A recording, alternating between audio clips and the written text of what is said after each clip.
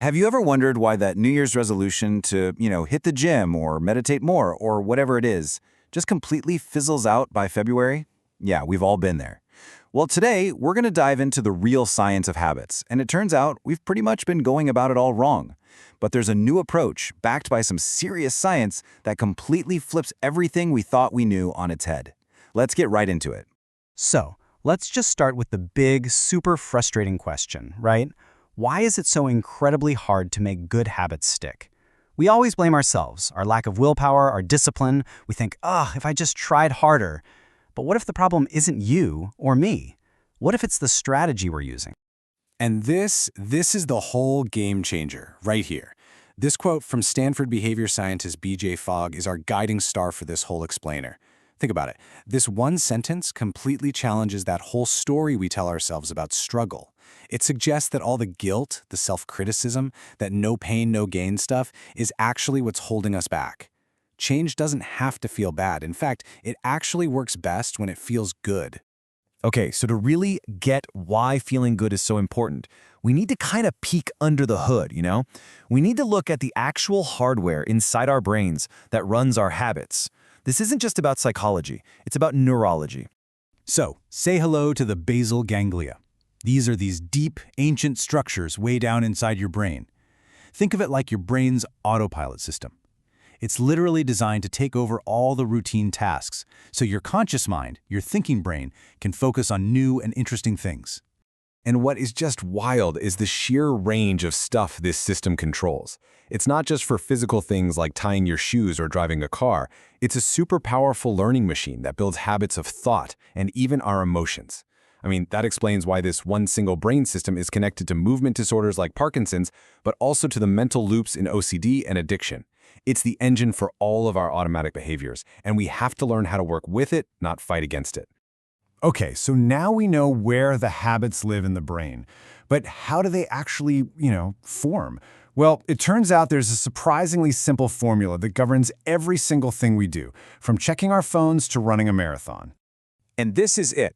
This is the code, the Fogg behavior model, B equals MAP. For any behavior to happen, you need three things to all click together at the exact same moment.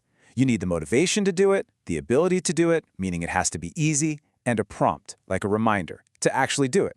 If even one of those is missing, the behavior just won't happen. It's that simple. And this right here just lays it all out so clearly. The old way we've all tried relies almost completely on motivation, on pure willpower, which, let's be honest, is totally unreliable. It comes and goes. But the new way, the design approach, focuses on the other two things, making the behavior insanely easy and linking it to a prompt you already have. This just shifts the odds of success dramatically in your favor. So okay, that's the theory. How do we actually put this into practice? Well, this is where the whole model becomes a really simple, step-by-step recipe for making change happen. Here's the recipe. It's 3 parts. First, you find an anchor. That's a solid habit you already do without thinking, like brushing your teeth. That's your prompt. Second, you add a new behavior that's so easy it's almost impossible not to do it. We're not talking floss all my teeth. We're talking floss one tooth. That takes care of the ability part. And third, and this is the secret ingredient, you celebrate instantly. And that third step, that celebration, that's the whole ballgame. It is by far the most important part of this whole thing. It's like the neurological glue that makes the habit actually stick. This is how you speak directly to your brain's habit engine, to that basal ganglia we were just talking about. Okay, so this is absolutely crucial. We've always been told that habits are built through just grinding it out, through repetition. Do something 21 times or 66 times or whatever the number is, and poof, it's automatic. But the research is showing that's not the whole story. Not even close. It's the emotion you attach to the behavior that tells your brain, hey, that was good, log that, let's do that again. And this whole idea didn't come from some sterile lab experiment. It actually came from a really personal, really human moment. B.J. Fogg was at a total low point in his life. He was feeling like a failure. And one morning, he just managed to floss a single tooth. And on a whim, he just looked in the mirror and said, victory. And in that little moment, he felt a genuine spark of positive emotion. And that's when it clicked. It was that feeling of success, that little internal celebration that was actually rewiring his brain, not the flossing itself. I love this way of thinking about it. Celebration is like habit fertilizer.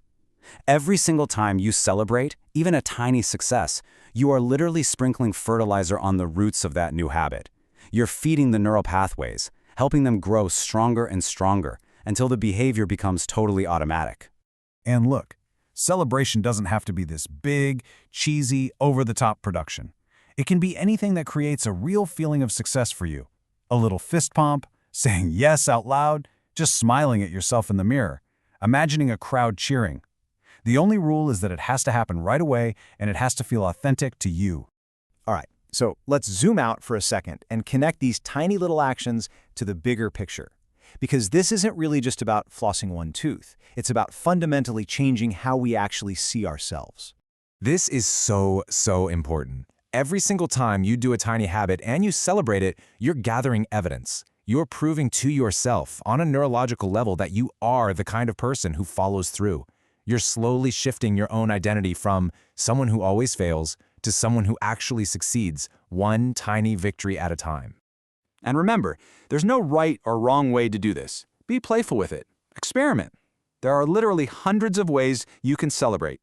Just find whatever it is that gives you that little jolt of positive feeling, that little sense of what Fogg calls shine.